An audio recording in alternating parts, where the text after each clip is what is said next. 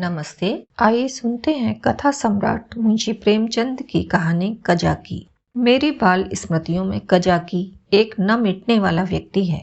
आज 40 साल गुजर गए, लेकिन कजाकी की मूर्ति अभी तक आंखों के सामने नाच रही है। मैं उन दिनों अपने पिता के साथ आजमगढ़ की एक तहसील में था। कजाकी जाति का पासी था, बड़ा ही हंसमुख, बड़ा ही साहसी, बड़ा ही जिंदा दिल। वह रोज शाम को डाक का थैला लेकर आता, रात भर रहता और सवेरे डाक लेकर चला जाता। शाम को फिर उधर से डाक लेकर आ जाता। मैं दिन भर एक उद्विग्न दशा में उसकी राह देखा करता। ज्यों ही 4 बजते व्याकुल होकर सड़क पर आकर खड़ा हो जाता और थोड़ी देर में कजा के कंधे पर बल्लम रखे उसकी झुंझुनी बजाता दूर से दौड़ता हुआ आता दिखलाई देता। वह सांवले रंग का गठीला लंबा जवान था। शरीर सांचे में ऐसा ढला हुआ कि चतुर मूर्तिकार भी उसमें कोई दोष न निकाल सकता। उसकी छोटी छोटी मूछें उसके सुडौल चेहरे पर बहुत ही अच्छी मालूम होती थीं। मुझे देखकर वह और तेज दौड़ने लगता, उसकी झुंझुनी और तेजी से बजने लगती और मेरे हृदय में और जोर से खुशी की धड़कन होने लगती। हर्षातिरेक में मैं भी दौड़ पड़ता और एक क्षण में कजाकी का कंधा मेरा सिंहासन बन जाता। वह स्थान मेरी अभिलाषाओं का स्वर्ग था। स्वर्ग के निवासियों को भी शायद वह आंदोलित आनंद न मिलता होगा जो मुझे कजाकी के विशाल कंधों पर मिलता था।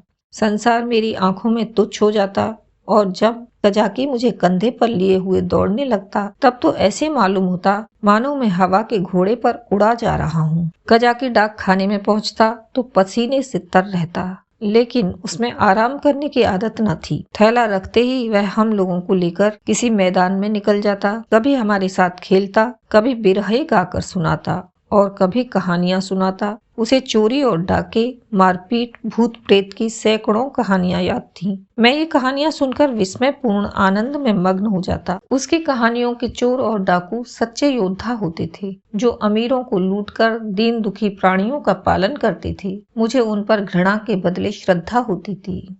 एक दिन कजाकी को डाक का थैला लेकर आने में देर हो गई। सूर्यास्त हो गया और वह दिखलाई न दिया।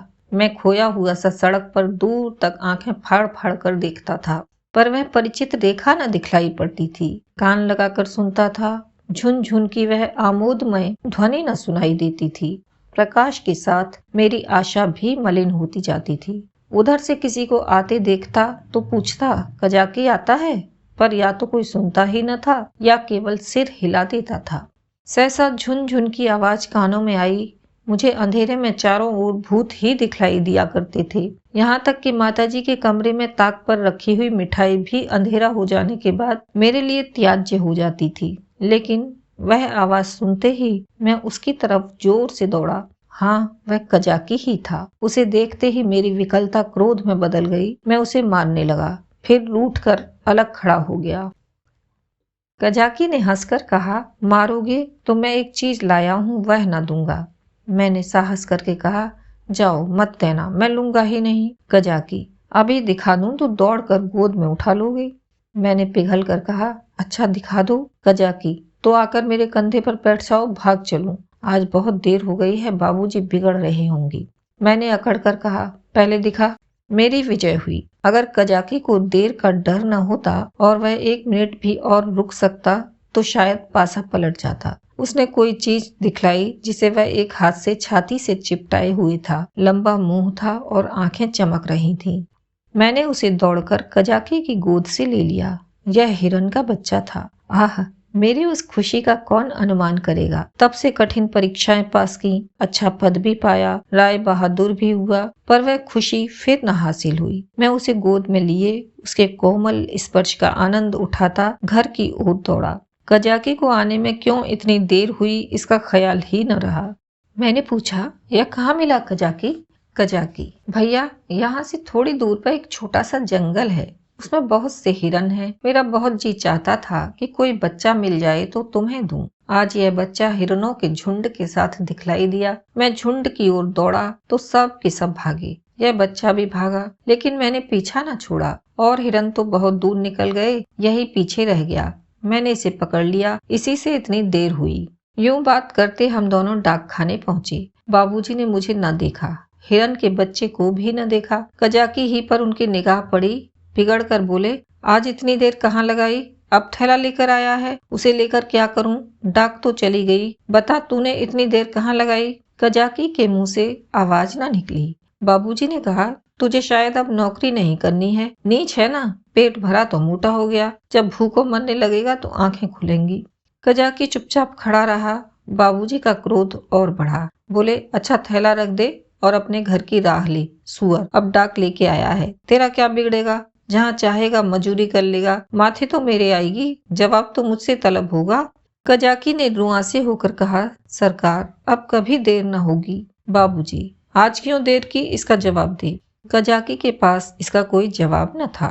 आश्चर्य तो यह था कि मेरी भी जबान बंद हो गई। बाबूजी बड़े गुस्सेवर थे, उन्हें काम बहुत करना पड़ता था, इसी से बात बात पर झुंझला पड़ते थे। मैं तो उनके सामने कभी जाता ही न था। वह भी मुझे कभी प्यार न करते थे। घर में केवल 2 बार घंटे घंटे भर के लिए भोजन करने आते थे, बाकी सारे दिन दफ्तर में लिखा करते थे। उन्होंने बार बार एक सहकारी के लिए अफसरों से विनय की थी, पर इसका कुछ असर न हुआ था। यहाँ तक कि तातील के दिन भी बाबूजी दफ्तर में ही रहते थे। केवल माताजी उनका क्रोध शांत करना जानती थीं, पर वह दफ्तर में कैसे आती? बेचारा कजाकी उसी वक्त मेरे देखते देखते निकाल दिया गया। उसका बल्लम, चपरास और साफा छीन लिया गया और उसे डाकखाने से निकल जाने का नादिरी हुक्म सुना दिया। उस वक्त मेरा ऐसा जी चाहता था कि मेरे पास सोने की लंका होती तो कजाकी को दे देता और बाबूजी को दिखा देता कि आपके निकाल देने से कजाकी का बाल भी बांका नहीं हुआ। किसी योद्धा को अपनी तलवार पर जितना घमंड होता है, उतना ही घमंड कजाकी को अपनी चपरास पर था। जब वह चपरास खोलने लगा तो उसके हाथ कांप रहे थे और आंखों से आंसू बह रहे थे, और इस सारे उपद्रव की जड़ वह कोमल वस्तु थी जो मेरी गोद में मुंह छुपाए ऐसे चैन से बैठी थी मानो माता की गोद में हो। जब कजाकी चला तो मैं धीरे धीरे उसके पीछे पीछे चला। मेरे घर के द्वार पर आकर कजाकी ने कहा, भैया अब घर जाओ, सांझ हो गई। मैं चुपचाप खड़ा अपने आंसुओं के वेग को सारी शक्ति से दबा रहा था। कजाकी फिर बोला, भैया मैं कहीं बाहर थोड़े ही चला जाऊंगा, फिर आऊंगा और तुम्हें कंधे पर बैठाकर कुदाऊंगा। बाबूजी ने नौकरी ले ली है तो क्या इतना भी न करने देंगे? तुमको छोड़कर मैं कहीं न जाऊंगा। भैया जाकर अम्मा से कह दो कजाकी जाता है, उसका कहा सुना माफ करें। मैं दौड़ा हुआ घर गया, लेकिन अम्मा जी से कुछ कहने के बदले बिलख बिलख कर रोने लगा। अम्मा जी रसोई के बाहर निकलकर पूछने लगी, क्या हुआ बेटा, किसने मारा? बाबूजी ने कुछ कहा है? अच्छा रह तो जाओ, आज घर आते हैं पूछती हूँ, जब देखो मेरे लड़के को मारा करते हैं। चुप रहो बेटा, अब तुम उनके पास कभी मत जाना। मैंने बड़ी मुश्किल से आवाज संभाल कर कहा, कजाकी। अम्मा ने समझा कजाकी ने मारा है। बोला, अच्छा आने दो कजाकी को, देखो खड़े खड़े निकलवा देती हूँ। हरकारा होकर मेरे राजा बेटा को मारे, आज ही साफा बल्लम सब छिनवाए लेती हूँ। वाह, मैंने जल्दी से कहा, नहीं कजाकी ने नहीं मारा, बाबूजी ने उसे निकाल दिया है, उसका साफा बल्लम छीन लिया, चपरास भी ले ली। अम्मा, यह तुम्हारे बाबूजी ने बहुत बुरा किया। मैं बेचारा अपने काम में इतना चौकस रहता था, फिर उसे क्यों निकाला? मैंने कहा, आज उसे देर हो गई थी। यह कहकर मैंने हिरन के बच्चे को गोद से उतार दिया। घर में उसके भाग जाने का भय न था। अब तक अम्मा जी की निगाह भी उस पर न पड़ी थी। उसे फुदकते देखकर वह सहसा चौंक पड़ी और लपक कर मेरा हाथ पकड़ लिया कि कहीं यह भयंकर जीव मुझे काट न खाए। मैं कहाँ तो फूट फूट कर रो रहा था और अम्मा की घबराहट देखकर खिलखिलाकर हंस पड़ा। अम्मा, अरे यह तो हिरन का बच्चा है, कहाँ मिला? मैंने हिरन के बच्चे का सारा इतिहास और उसका भीषण परिणाम आदि से अंत तक कह सुनाया। अम्मा, यह इतना तेज भागता था कि कोई दूसरा होता तो पकड़ ही न सकता। सन सन हवा की तरह उड़ता चला जाता था। कजाकी 5-6 घंटे तक इसके पीछे दौड़ता रहा, तब कहीं जाकर बच्चा मिला। अम्मा जी, कजाकी की तरह कोई दुनिया भर में नहीं दौड़ सकता, इसी से तो देर हो गई, इसीलिए बाबूजी ने बेचारे को निकाल दिया। चपरास, साफा, बल्लम सब छीन लिया। अब बेचारा क्या करेगा? भूखों मर जाएगा। अम्मा ने पूछा, कहाँ है कजाकी, जरा उसे बुला तो लाओ। मैंने कहा, बाहर तो खड़ा है, कहता था अम्मा जी से मेरा कहा सुना माफ करवा देना। अब तक अम्मा जी मेरे वृतांत को दिल लगी समझ रही थीं। शायद वह समझती थीं कि बाबूजी ने कजाकी को डांटा होगा, लेकिन मेरा अंतिम वाक्य सुनकर संशय हुआ। कि सचमुच तो कजाकी बर्खास्त नहीं कर दिया गया। बाहर आकर कजाकी कजाकी पुकारने लगी, पर कजाकी का कहीं पता न था। मैंने बार बार पुकारा, लेकिन कजाकी वहां न था। खाना तो मैंने खा लिया, बच्चे शौक में खाना नहीं छोड़ते, खासकर जब रबड़ी भी सामने हो। मगर बड़ी रात तक पड़े पड़े सोचता रहा। मेरे पास रुपए होते तो 1 लाख रुपए कजाकी को दे देता और कहता, बाबूजी से कभी मत बोलना, बेचारा भूखों मर जाएगा। देखूं कल आता है कि नहीं, अब क्या करेगा आकर। मगर आने को तो कह गया है, मैं कल उसे अपने हाथ से खाना खिलाऊंगा। यही हवाई किले बनाते बनाते मुझे नींद आ गई। दूसरे दिन मैं दिन भर अपने हिरण के बच्चे की सेवा सत्कार में व्यस्त रहा। पहले उसका नामकरण संस्कार हुआ, मुन्नू नाम रखा गया। फिर मैंने उसका अपने सब हमजोलियों और सहपाठियों से परिचय कराया। दिन ही भर में वह मुझसे इतना हिल गया कि मेरे पीछे पीछे दौड़ने लगा। इतनी ही देर में मैंने उसे अपने जीवन में एक महत्वपूर्ण स्थान दे दिया। अपने भविष्य में बनने वाले विशाल भवन में उसके लिए अलग कमरा बनाने का भी निश्चय कर लिया। चारपाई, सैर करने की फिटन आदि की भी आयोजना कर ली। लेकिन संध्या होते ही मैं सब कुछ छोड़ छाड़ कर सड़क पर जा खड़ा हुआ और कजाकी की बाट जोहने लगा। जानता था कि कजाकी निकाल दिया गया है, अब उसे यहाँ आने की कोई जरूरत नहीं रही। फिर न जाने मुझे क्यों यह आशा हो रही थी कि वह आ रहा है। एकाएक मुझे ख्याल आया कि कजाकी भूखों मर रहा होगा। मैं तुरंत घर आया। अम्मा दिया बत्ती कर रही थीं। मैंने चुपके से एक टोकरी में आटा निकाला। आटा हाथों में लपेटे टोकरी से गिरते आटे की एक लकीर बनाता हुआ भागा। जाकर सड़क पर खड़ा हुआ ही था कि कजाकी सामने से आता दिखलाई दिया। उसके पास बल्लम भी था, कमर में चपरास भी थी, सिर पर साफा भी बंधा हुआ था, बल्लम में डाक का थैला भी बंधा हुआ था। मैं दौड़कर उसकी कमर से चिपट गया और विस्मित होकर बोला, तुम्हें चपरास और बल्लम कहाँ से मिल गया कजाकी? कजाकी ने मुझे उठाकर कंधे पर बैठाते हुए कहा, वह चपरास किस काम की थी भैया? वह तो गुलामी की चपरास थी। यह पुरानी खुशी की चपरास है। पहले सरकार का नौकर था, अब तुम्हारा नौकर हूँ। यह कहते कहते उसकी निगाह टोकरी पर पड़ी जो वहीं रखी थी। बोला, यह आटा कैसा है भैया? मैंने सकुचाते हुए कहा, तुम्हारे ही लिए तो लाया हूँ, तुम भूखे होगे, आज क्या खाया होगा? कजाकी आंखें तो मैं न देख सका, उसके कंधे पर बैठा हुआ था। हाँ, उसकी आवाज से मालूम हुआ था कि उसका गला भर आया है। बोला, भैया क्या रूखी ही रोटियां खाऊंगा?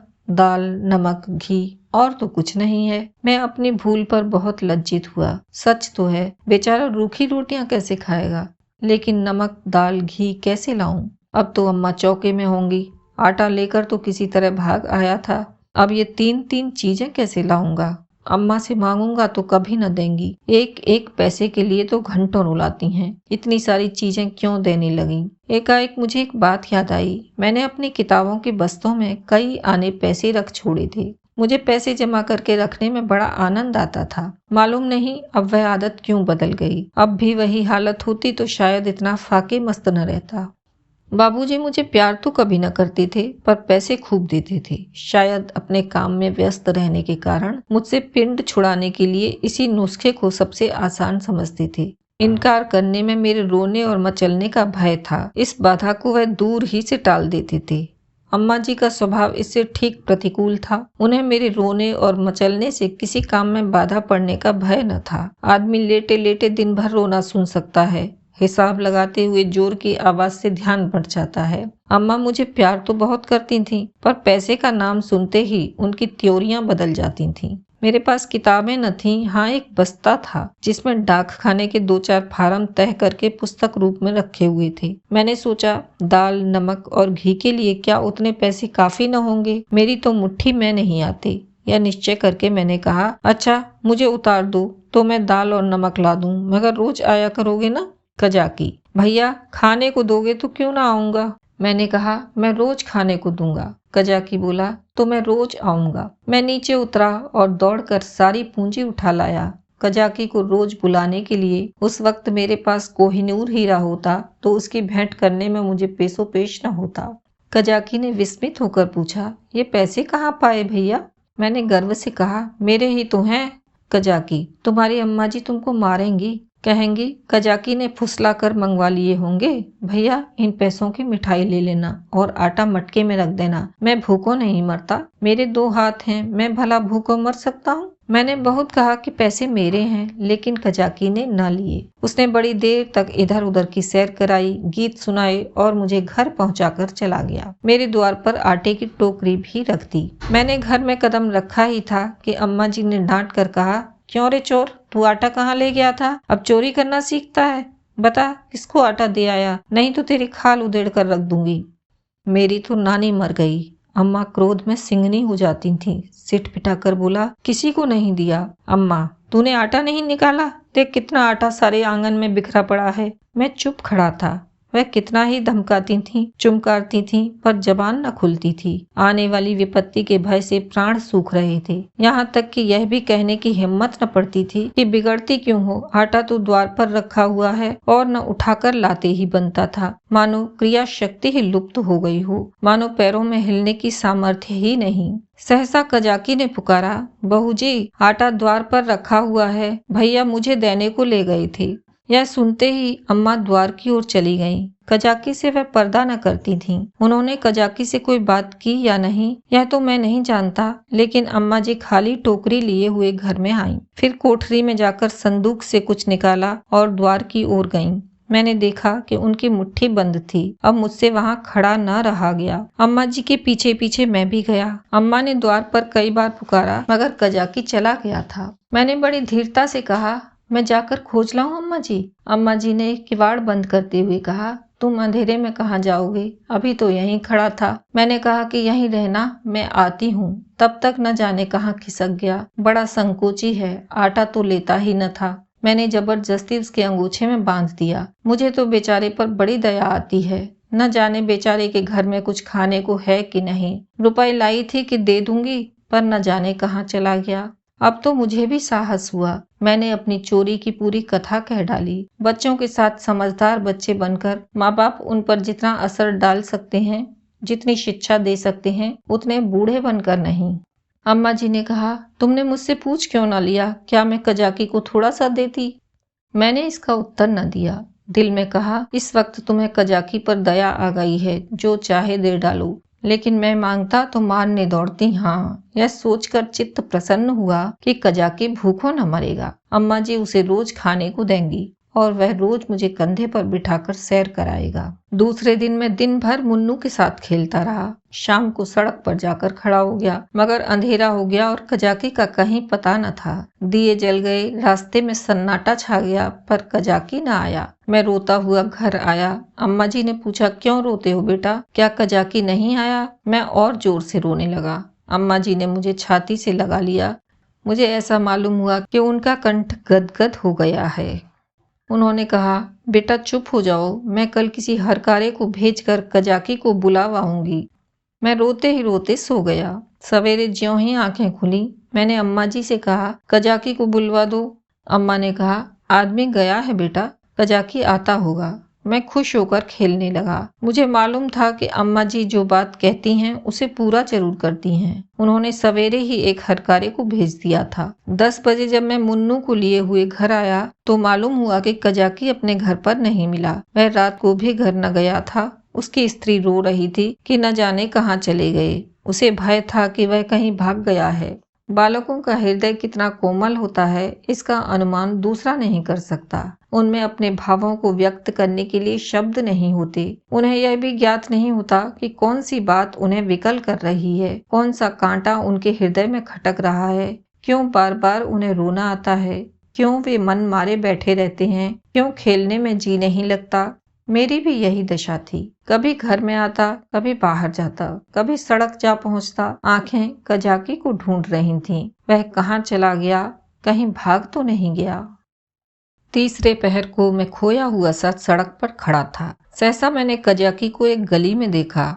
हाँ, यह कजाकी ही था। मैं उसकी ओर चिल्लाता हुआ दौड़ा, पर गली में उसका पता न था। न जाने किधर गायब हो गया। मैंने गली के इस सिरे से उस सिरे तक देखा, मगर कहीं कजाकी की गंध तक न मिली। घर जाकर मैंने अम्मा जी से यह बात कही। मुझे ऐसा जान पड़ा कि वह यह बात सुनकर बहुत चिंतित हो गईं। इसके बाद 2-3 दिन तक कजाकी न दिखलाई दिया। मैं भी अब उसे कुछ कुछ भूलने लगा। बच्चे पहले जितना प्रेम करते हैं, बाद में उतने ही निष्ठुर भी हो जाते हैं। जिस खिलौने पर प्राण देते हैं उसी को 2-4 दिन के बाद पटक कर फोड़ भी डालते हैं। 10-12 दिन और बीत गए। दोपहर का समय था। बाबूजी खाना खा रहे थे। मैं मुन्नू के पैरों में पीनस की पैंजनियां बांध रहा था। एक औरत घूंघट निकाले हुए आई और आंगन में खड़ी हो गई। उसके कपड़े फटे हुए और मैले थे, पर गोरी सुंदर स्त्री थी। उसने मुझसे पूछा, भैया बहू जी कहाँ हैं? मैंने उसके पास जाकर उसका मुंह देखते हुए कहा, तुम कौन हो? क्या बेचती हो? औरत, कुछ बेचती नहीं हूँ, तुम्हारे लिए ये कमल गट्टे लाई हूँ भैया। तुम्हें तो कमल गट्टे बहुत अच्छे लगते हैं ना? मैंने उसके हाथों में लटकती हुई पोटली को उत्सुक नेत्रों से देखकर पूछा, कहाँ से लाई हो देखें? औरत, तुम्हारे हरकारे ने भेजा है भैया। मैंने उछलकर पूछा, कजाकी ने? औरत ने सिर हिलाकर हाँ कहा और पोटली खोलने लगी। इतने में अम्मा जी भी रसोई से निकल आईं। उसने अम्मा के पैरों को स्पर्श किया। अम्मा ने पूछा, तू कजाकी की घरवाली है? औरत ने सिर झुका लिया। अम्मा, आजकल कजाकी क्या करता है? औरत ने रोकर कहा, बहू जी, जिस दिन से आपके पास से आटा लेकर गए हैं उसी दिन से बीमार पड़े हैं। बस भैया भैया किया करते हैं। भैया ही में उनका मन बसा रहता है। चौंक चौंक कर भैया भैया कहते हुए द्वार की ओर दौड़ते हैं। न जाने उन्हें क्या हो गया है बहू जी। एक दिन मुझसे कुछ कहा न सुना, घर से चल दिए और एक गली में छिपकर भैया को देखते रहे। जब भैया ने उन्हें देख लिया तो भागे। तुम्हारे पास आते हुए लजाते हैं। मैंने कहा, हाँ हाँ, मैंने उस दिन तुमसे जो कहा था अम्मा जी। अम्मा, घर में कुछ खाने पीने को है? औरत, हाँ बहू जी, तुम्हारे आशीर्वाद से खाने पीने का दुख नहीं है। आज सवेरे उठे और तालाब की ओर चले गए। बहुत कहती रही, बाहर मत जाओ, हवा लग जाएगी, मगर न माना। मारे कमजोरी के पैर कांपने लगते हैं। मगर तालाब में घुसकर ये कमल गट्टे तोड़ लाए। तब मुझसे कहा, ले जा, भैया को दे आ, उन्हें कमल गट्टे बहुत अच्छे लगते हैं। और कुशल क्षेम पूछती आना। मैंने पोटली से कमल गट्टे निकाल लिए थे और मजे से चख रहा था। अम्मा ने बहुत आंखें दिखलाईं, मगर यहाँ इतना सब्र कहाँ। अम्मा ने कहा, कह देना सब कुशल है। मैंने कहा, यह भी कह देना कि भैया ने बुलाया है। न जाओगे तो फिर तुमसे कभी न बोलेंगे। हाँ, बाबूजी खाना खाकर निकल आए थे। तौलिए से हाथ मुंह पोंछते हुए बोले, और यह भी कह देना कि साहब ने तुमको बहाल कर दिया है। जल्दी जाओ, नहीं तो कोई दूसरा आदमी रख लिया जाएगा। औरत ने अपना कपड़ा उठाया और चली गई। अम्मा ने बहुत पुकारा पर वह न रुकी। शायद अम्मा जी उसे सीधा देना चाहती थीं। अम्मा ने पूछा, सचमुच बहाल हो गया? बाबूजी, और क्या झूठे ही बुला रहा हूँ? मैंने तो 5वें ही दिन उसकी बहाली की रिपोर्ट की थी। अम्मा, यह तुमने अच्छा किया। बाबूजी, उसकी बीमारी की यही दवा है।